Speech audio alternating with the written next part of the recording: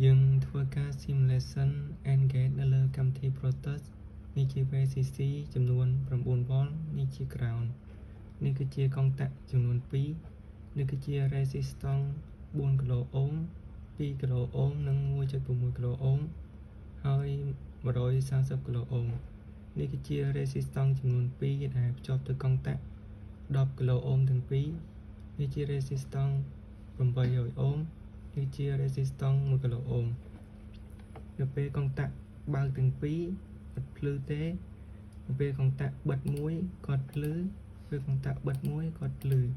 ពេលកុងតាក់បិទទាំងពីរគឺភ្លឺអញ្ចឹងយើងមានតែប៉ុណ្្នឹងទេនេះគឺជាការតេស្ត AND gate របស់ពិតជាក់ស្ដែងនៅខាងក្រៅចំពោះកុងតាក់បើកទាំងពីរគឺអត់ភ្លឺទេកុងតាក់បិទមួយក៏ភ្លឺដែរកុងតាក់បិទមួយក៏ភ្លឺដែរកុងតាក់បិទពីរភ្លឺអញ្ចឹងយើងមានតែប៉ុណ្្នឹងទេចំពោះការតេស្តជាក់ស្ដែងសូមអរគុណ